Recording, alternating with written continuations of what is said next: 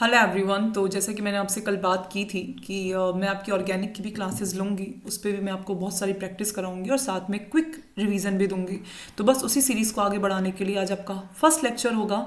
Inorganic already चल रही है और ऑर्गेनिक आज से स्टार्ट हो गई है, तो आपके डेली 2 लेक्चर अपलोड होंगे, जिसमें एक होगा इनऑर्गेनिक का और एक होगा ऑर्गेनिक का। साथ साथ ऑर्गेनिक चलेगी। सबसे पहले मैंने ऑर्गेनिक के अंदर आयुपैक नहीं लिया है, क्योंकि आयुपैक एक नॉर्मल टॉपिक है जिसे आप खुद भी कर सकते हो। अगर मैं थोड़ा लेट हो जाती हूँ कराने में तो आप आयुपैक खुद भी कर सकते हो। बट अदर जो चैप्टर्स है, जैसे हाइड्रोकार्बन हो गया है, ठीक है, इसके अलावा अदर जो चैप्टर है रिएक्शंस का हो गया, पूरा रिएक्शन मैकेनिज्म वाला पार्ट, तो उसको करने में थोड़ी प्रॉब्लम होती है। तो मैं चाहती हूँ कि पहले उनको कवर कराऊँ।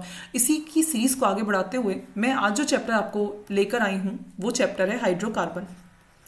कौन सा चैप्टर है बेटा? आज मैं जो चैप्टर लेकर आई हूँ वो है हाइड्रोकार्बन। ओके, तो मैं आपको पढ़ाती हूँ और केमिस्ट्री फैकल्टी हूँ। चलिए आगे बढ़ते हैं। देखिए, compounds which contains carbon and hydrogen in the form of CXHY। X एक नंबर है और वाई एक नंबर है, ठीक है, जैसे C2H5 हो गया है, ठीक है, इस टाइप से उन्हें हाइड्रोकार्बन कहते हैं, क्योंकि नाम से ही पता लग रहा है hydrocarbon, hydrogen and carbon present होगा, उसे बोलेंगे हाइड्रोकार्बन। 3 टाइप के होते हैं बेटा, अगर बात करेंगे आप तो सैचुरेटेड, अनसैचुरेटेड और एरोमेटिक, 3 टाइप के होते हैं। Okay fine. सैचुरेटेड क्या होता है मैम? सैचुरेटेड के अंदर होता है hydrocarbon containing only sigma bond. सिर्फ सिग्मा होना चाहिए, कोई डबल बॉन्ड प्रेजेंट नहीं होना चाहिए, या कोई ट्रिपल बॉन्ड नहीं होना चाहिए, कोई पाई बॉन्ड नहीं होना चाहिए, ओनली सिग्मा बॉन्ड। अनसैचुरेशन की बात कीजिए, जैसे इसके अंदर अगर आप लोग सैचुरेटेड का अगर आप लोग एग्जांपल लेते हो तो वो हो जाता है मिथेन, ठीक है, इसके अलावा आपका हो जाता है इथेन, प्रोपेन, ब्यूटेन, आप कोई भी, बहुत सारे एग्जांपल्स होते हैं, आप कोई भी ले सकते हो। एरोमेटिक की अगर आप बात करो, सॉरी अनसैचुरेटेड की बात करोगे तो hydrocarbon containing pi bond, pi bond जैसे कि एल्कीन और एल्काइन टाइप, ठीक है। और एरोमेटिक की बात करोगे तो साइक्लिक हाइड्रोकार्बन हैविंग 4n+2 पाई, 4n+2 पाई हकल रूल, एरोमेटिक, ठीक है। सैचुरेटेड में मैंने आपको एग्जाम्पल्स भी दे दिए हैं, एल्केन्स एंड एल्काइंस और ये बेंजीन। चलिए, ये बहुत इजी था, इसमें ऐसा कुछ नहीं था। रिएक्शन मैकेनिज्म अभी स्टार्ट नहीं हुई है, मतलब इसका रिएक्शन वाला पार्ट अभी स्टार्ट नहीं हुआ है। चलिए कुछ बात करते हैं हम लोग एल्केन्स के बारे में, ठीक है। Hydrocarbon CXHY which contain sigma bond are called alkanes, correct. General formula of alkanes, alkanes का जनरल फॉर्मूला कई बार आपसे पूछा जाता है और भी पूछा जाएगा, पैराफिन्स का, ओलिफिन्स का, तो आपको ये चीज़ें याद करनी होंगी। अगर आप एल्केन्स का पूछेंगे तो ये होता है CnH2n+2, ठीक है। जैसे कि अगर आप लोग कार्बन का नंबर 1 लेते हो तो CN की वैल्यू कितनी है? 1। अगर N की वैल्यू 1 है तो C1H2+2, तो कितना हो गया? C1H4, ठीक है, CH4। इस तरीके से आप C2H6 बनाते हो, N की वैल्यू 2 लोगे तो आपका C2H6 बन जाएगा। Alkane are also called paraffin, तो पैराफिन इसे बोला जाता है, ये नाम भी याद रखना, क्योंकि कई बार ऐसा होता है कि हमें पेपर में जरूरी नहीं है आपको एल्केन देके पूछे, आपको पैराफिन देके भी पूछ सकता है, तो आपको पता होना चाहिए कि पैराफिन क्या होता है, ठीक है। चलिए 1 मिनट, यस। नेक्स्ट की बात करते हैं आपका पैराफिन्स, लिटिल एफिनिटी, मतलब बहुत ज़्यादा, जैसा बोलते हैं आप एयर के साथ रिएक्शन हो गया, या फिर अदर चीज़ों के साथ ऑक्सीजन के साथ रिएक्शन हो गया, या फिर अदर चीज़ों के साथ जो रिएक्शंस होती है ना वो थोड़ी कम होती है, लिटिल एफिनिटी होती है, लेस रिएक्टिव होती है, इसलिए। अच्छा, alkanes contain sigma bond which is strong, breaking of sigma bond requires high energy, so alkanes are less reactive. Yes, alkanes जो होते हैं, जो सैचुरेटेड होते हैं, वो आपका बहुत लेस रिएक्टिव होते हैं, जिसकी वजह से आप उनकी आसानी से रिएक्शन नहीं करवा सकते हैं। अगर आप मेथड की बात करते हो एल्केन्स बनाने के लिए तो आप एल्काइन से बना सकते हो, हाइड्रोजनेशन, एल्काइन से, एल्कीन से हाइड्रोजनेशन कर सकते हो। रोजनमुंड, लिंडलार और बिर्च, ये 3 रिएक्शन इंपॉर्टेंट रिएक्शन है।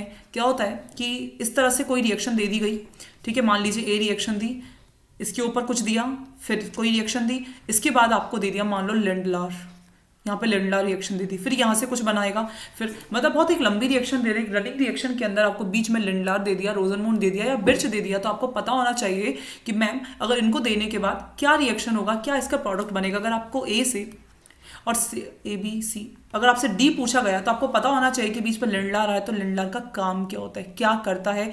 और कई बार लिंडलार का कैटलिस्ट भी पूछ लिया जाता है, बिर्च का पूछ लिया जाता है, रोजनमुंड का पूछ लिया जाता है, तो ये थोड़ा सा इंपॉर्टेंट है। आज की क्लास में हम लोग यही चीज़ डिस्कस करेंगे। चलिए, हाइड्रोजनेशन फ्रॉम एल्कीन्स और from alkynes, conversion of multiple bond into single bond by addition of hydrogen. कुछ नहीं है हाइड्रोजनेशन, कहीं नंबर मतलब कभी कोई वर्ड आए हाइड्रोजनेशन तो उसमें सिर्फ आपको हाइड्रोजन का एडिशन करना है। जैसे देखिए, ये अगर आप यहाँ पे देख पा रहे हो तो ये क्या है? एल्कीन, क्योंकि 2 बॉन्ड है एल्कीन। ये याद रखना, हाइड्रोजनेशन के लिए जो कैटलिस्ट यूज किया जाता है दैट इज H2, निकल, पैलेडियम और प्लेटिनम की प्रेजेंस में, तीनों में से कोई भी एक चीज इनकी प्रेजेंस में H2, ठीक है, इसको बोलते हैं हाइड्रोजनेशन रिएक्शन। कुछ नहीं होता, सिर्फ हाइड्रोजन का अटैचमेंट हो जाता है। आप लोग देख पा रहे हो कि यहाँ पे डबल बॉन्ड हटा और हाइड्रोजन अटैच हो गया, बस बहुत सिंपल रिएक्शन है। कभी भी आपको H2, निकल, प्लेटिनम या पैलेडियम दिख जाए, हाइड्रोजन को ऐड कर दो, 2 H2 हैं, तो सिंपल सी चीज़ है मैम, 2 H2 हैं तो 2 हाइड्रोजन ऐड होंगे, खत्म, ठीक है, ईजी था। मैकेनिज्म की बात करते हैं तो मैकेनिज्म इतनी ज़रूरी नहीं है जितने इसके पार्ट ज़रूरी है। ये सारे जो पार्ट है ना, ये याद करने। मैकेनिज्म में कुछ नहीं है, कुछ भी नहीं, लेकिन आपको ये पार्ट, जो छोटी छोटी चीज़ें हैं ना, वो आपको याद करनी पड़ेंगी अगर आप इनमें से कोई भी चीज़ मिस करते हो, क्योंकि ऑर्गेनिक ना छोटी छोटी चीज़ों का ही खेल है, और इनऑर्गेनिक जो है वो सिर्फ जस्ट याद, मतलब गो थ्रू करना है। लेकिन जो ऑर्गेनिक है ना, उसमें आपको एक छोटा छोटा अगर आप कंसेप्ट भूल रहे हो ना, तो वो भी गलत है, क्योंकि अगर आप उसे भूले तो आप फिर अटके, अच्छा खासा वाला अटकोगे फिर। चलिए देख लेते हैं। We have molecular hydrogen. अगर आपसे ये हाइड्रोजन दे दे और अगर आपसे ये इस तरह से दे दे कि लिक्विड हाइड्रोजन, तो ये रिएक्शन ही नहीं होगी। मॉलिक्यूलर हाइड्रोजन, मॉलिक्यूलर हाइड्रोजन मतलब H2, इसे ही मॉलिक्यूल बोलते हैं, 2 हाइड्रोजन है ना, तो मॉलिक्यूलर हाइड्रोजन, ठीक है। H2 comes in contact with metal catalyst, ये क्या है, मेटल। तो जब H2 है जो मेटल कैटलिस्ट की प्रेजेंस में आता है, ठीक है, तो electrons on metal surface are more reactive. तो ये जो आपको पता होगा, जितने भी मेटल होते हैं वो इजीली इलेक्ट्रॉनों को डोनेट करने की टेंडेंसी शो करती है। यस, इसीलिए क्योंकि जो मेटल की सरफेस पर जो इलेक्ट्रॉन्स होते हैं वो मोर रिएक्टिव होते हैं, वो आपस में एक्सचेंज करने की टेंडेंसी शो करते हैं। H2 breaks bond and hydrogen forms bond with electron on the metal surface. जैसे ये मेटल है निकल, ठीक है, मान लीजिए निकल है, ठीक है, 2 इलेक्ट्रॉन, इसने अपने इलेक्ट्रॉन छोड़े, इलेक्ट्रॉन छोड़ के यहाँ पर अटैच हो गए क्या, हाइड्रोजन। तो मतलब यहाँ से इलेक्ट्रॉन को रिमूव करके हाइड्रोजन अटैच करता है, ठीक है। When multiple bonds come in contact with hydrogen bond, जैसे ही इसके कांटेक्ट में आता है आपका मल्टीपल बॉन्ड, ठीक है, जैसे ही कांटेक्ट में आता है आपका, तो ये क्या होता है, hydrogen mix bond with carbon having double bond. Catalyst की एक सबसे अच्छी प्रॉपर्टी ये होती है कि वो कभी चेंज नहीं होते, जैसे आपने डाले हैं वैसे बाहर निकल के आ जाएंगे, वो कभी चेंज नहीं होंगे। वो सिर्फ रिएक्शन को तेज या धीरे कर सकते हैं, वो रिएक्शन में चेंजेस नहीं कर सकते। कुछ नहीं है, रिएक्शन जैसे ही आई, यहाँ से दोनों बॉन्ड ब्रेक हुए और यहाँ पर दोनों बॉन्ड अटैच हो गए, तो यहाँ पर दोनों बॉन्ड अटैच हो जाएंगे, ये हाइड्रोजन और ये हाइड्रोजन, ठीक है। सिंपल था, रिएक्शन में ऐसा कुछ ज़्यादा नहीं है, बस याद रखने वाली चीज़ है पहला मॉलिक्यूलर हाइड्रोजन, ये सबसे इंपॉर्टेंट चीज़ थी जो आपको यहाँ याद रखनी थी, ठीक है। बाकी ऐसा कुछ है नहीं जो आपको याद रखना है, इजी सी चीज़ें हैं जिन पर मैं मार्क कर रही हूँ ना, वो चीज़ों को याद प्लीज़ रखना, आपके लिए फ़ायदेमंद रहेगा, ठीक है। Important point, both the hydrogen are added on the same side. अगर आपने नोटिस किया हो तो मैंने दोनों हाइड्रोजन को, जैसे इस पर मैंने अपोजिट किया, अरे यार इस पर अपोजिट, वेट, ये अपोजिट नहीं है, ये सेम साइड है, मैंने इस पर ऊपर दिखा दिया, सेम साइड है, रुको, ये जो सेम साइड है, ठीक है, तो ये यहाँ पर जो रिएक्शन हो रही है वो भी सेम साइड से, आपने देखा होगा, यहाँ तो मैंने सेम साइड पर ही अटैच किया है, ठीक है। देखिए same side, this is called syn addition. तो अगर आपसे पूछा जाता है सिन एडिशन, तो सिन एडिशन के अंदर जो आपका आंसर आएगा वो आएगा हाइड्रोजनेशन। हाइड्रोजनेशन आपका सिन एडिशन को शो करता है, ठीक है। आई होप आपको समझ में आया होगा। चलिए नेक्स्ट की बात करते हैं, कुछ प्रैक्टिस क्वेश्चन, जैसे कि ये रहा, सिस का सिन एडिशन करने से मीजो प्रोडक्ट बनता है ऑप्टिकली इनएक्टिव। ये क्या है, ये क्या है, सुनो, H2 के साथ हमने रिएक्शन कराई, जैसे ही हमने रिएक्शन कराई दोनों हाइड्रोजन जुड़ गए, क्योंकि एक ही साइड से जुड़ेंगे, आपने बताया था सिन एडिशन होगा तो एक ही साइड से जुड़ेंगे, तो ये वाला तो हमें पता लग गया सिन एडिशन। अरे ये तो पता लग गया, ठीक है, ये तो पता लग गया, लेकिन क्योंकि अगर आपको नजर आ रहा हो तो ये सिस है। अच्छा, सिस कैसे हुआ, CH3 same side, DD same side. अगर ये जस्ट अपोजिट होते, मतलब अगर आप ये बोलते मैम CH3 यहाँ होता और दूसरा CH3 इस कार्बन पे होता, तो ये हो जाता एंटी। लेकिन क्योंकि ये CH3 दोनों अपर साइड पर है या दोनों लोअर साइड पर अगर होते तो उसको बोलते हैं क्या, सिस और एंटी। तो सिस का पूछा हुआ था, तो सिस का अगर सिन एडिशन आप कराते हो तो वहाँ मीजो प्रोडक्ट बनता है, मीजो, ये रहा मीजो। जब ये मीजो क्या होते हैं, ऑप्टिकली एक्टिव क्या होते हैं, इनएक्टिव क्या होते हैं, ये टाइम लगेगा आपको। अभी सिर्फ आपको ये चीज़ याद रखनी है कि ऐसा प्रोडक्ट बनता है, ठीक है, ये चीज़ आपको याद रखनी है कि ऐसा प्रोडक्ट बनता है। मीजो क्या होता है, ऑप्टिकली एक्टिव क्या होता है, डायस्टेरियोमर क्या होता है, एनेंशियोमर क्या होता है, इन सब के लिए और क्लासेस आएंगी, आपको समझ में आएंगी चीज़ें, ठीक है। अभी सिर्फ थोड़ा सा ये याद रखेंगे आप। चलिए नेक्स्ट की बात करते हैं, एक और प्रैक्टिस क्वेश्चन। यहाँ पर क्या, अगर आपको यहाँ दिख रहा हो तो ये एंटी है, दोनों CH3 अपोजिट डायरेक्शन में। अगर अपोजिट डायरेक्शन में है, मीजो कंपाउंड बन रहा है, और ध्यान रखना मीजो कंपाउंड आपका ऑप्टिकली इनएक्टिव होता है। याद रख लेना, रट लेना, जैसे तुम लोग रट सकते हो, ठीक है। जब रट सकते हो तो रट लेना, क्योंकि बहुत बहुत बहुत इंपॉर्टेंट होता है कि मीजो कंपाउंड ऑप्टिकली इनएक्टिव होते हैं। मीजो कंपाउंड ऑप्टिकली इनएक्टिव होते हैं, याद रखना। चलिए अब आगे की बात अगर हम लोग करते हैं, देखिए जरा इसके अंदर बात क्या है, ये ट्रांस है। ट्रांस अगर है तो ये ट्रांस बना, ठीक है, लेकिन ये ऑप्टिकली एक्टिव होगा। तो ये लाइन याद रखनी है, ऑप्टिकली एक्टिव है इसलिए मिरर इमेज भी एग्जिस्ट करेगा। और ट्रांस का, जैसे वो लाइन जो मैंने बोली इंपॉर्टेंट, वो ये लाइन भी इंपॉर्टेंट है कि ट्रांस का सिन एडिशन, सब कुछ सेम था, सिन एडिशन करने से यहाँ तक की वाली लाइन सेम है, बीच वाली डिफरेंस क्या आया, वहाँ सिस था कि सिस का सिन एडिशन करने से ऑप्टिकली इनएक्टिव, वहाँ ऑप्टिकली इनएक्टिव था। अगर सिस आता है तो मीजो बनता है ऑप्टिकली इनएक्टिव, और अगर ट्रांस आता है तो ऑप्टिकली एक्टिव कंपाउंड बनता है। और अगर कोई ऑप्टिकली एक्टिव कंपाउंड बनता है ना तो उसकी मिरर इमेज भी एग्जिस्ट करेगी, ये चीज़ भी याद रखना। अगर कोई कंपाउंड ऑप्टिकली एक्टिव है तो उसकी मिरर इमेज एग्जिस्ट करेगी, ठीक है। तो ये दो लाइन थोड़ी सी याद रखनी है। सिस है, मैं बताती हूँ कैसे याद करोगे। सिस है, सिस का syn addition meso optically inactive, cis का syn addition meso optically inactive. Second क्या याद रखना है आपको, ट्रांस का syn addition optically active, trans का syn addition optically active with mirror images, ठीक है। तो ये जब आप बार बार फ्रिक्वेंटली जब आप इन चीज़ों को बोलोगे ना तो आपको याद ऑटोमेटिक हो जाएगा। चलिए नेक्स्ट देखो, एक वाओ भी आएगा, ठीक है। ये बाबा का बूस्टर कुछ नहीं है, जस्ट बूस्टर, ठीक है।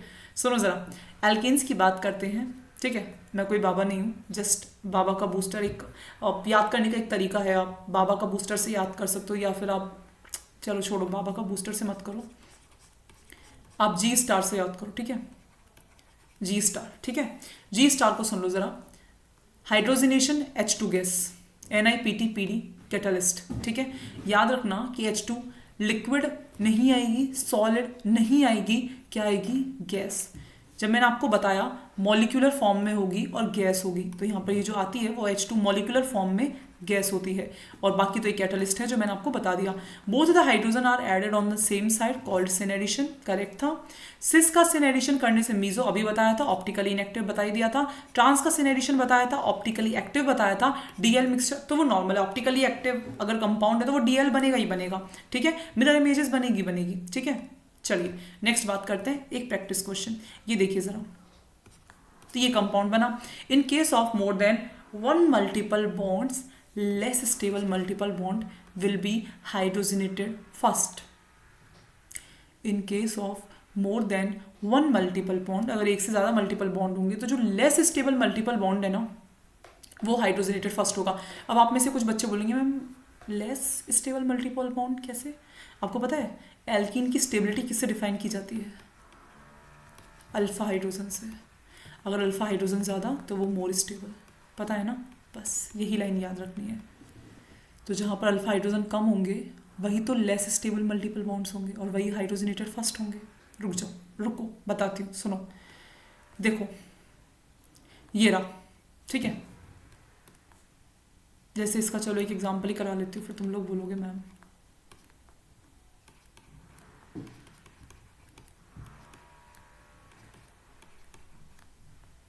ठीक है, ये रहा।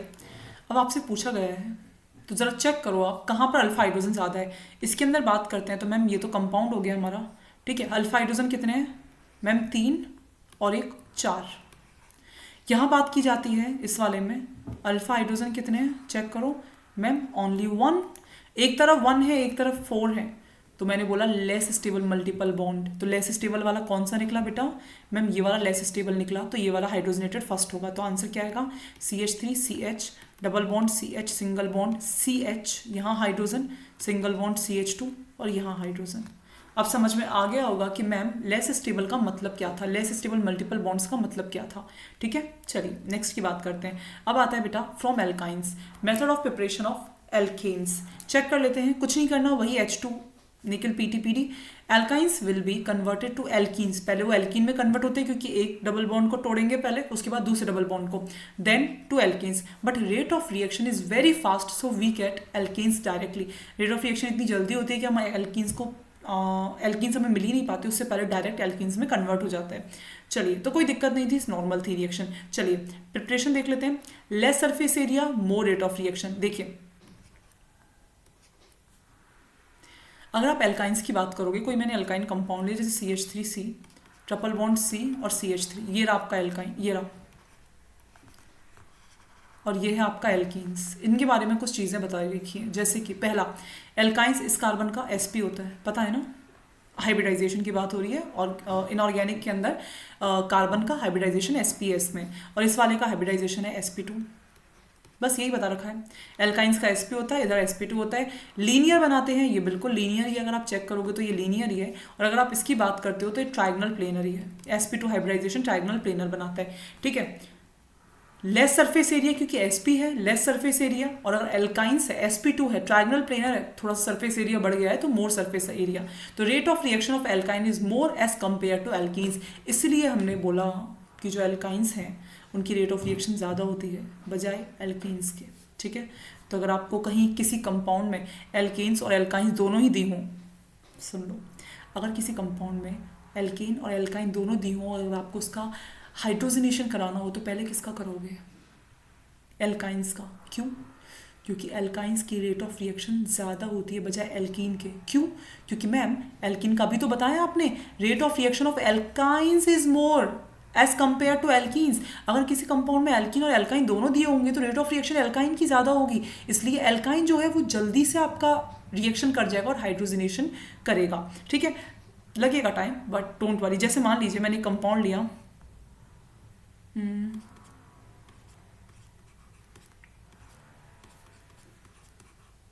ये रहा कंपाउंड। अब आपसे पूछा हुआ है, मैंने यहाँ पे H2 तो दिया है लेकिन सिर्फ एक ही मोल दिया है। क्या? मैंने यहाँ पे H2 तो दिया है लेकिन सिर्फ एक ही मोल दिया है, तो मुझे बताओ कौन रिएक्शन करेगा? तो आपको पता होना चाहिए मैम, क्योंकि एल्काइन की रेट ऑफ रिएक्शन ज़्यादा होती है तो एल्काइन हाइड्रोजनेटेड हो जाएगा लेकिन एल्कीन का हाइड्रोजनेशन नहीं होगा, ठीक है। चलिए नेक्स्ट, हाइड्रोजनेशन ऑफ एल्काइन, ठीक है। जैसे ये रहा, ये तो डायरेक्ट रिएक्शन है, कुछ नहीं करना था इसमें, ये रहा।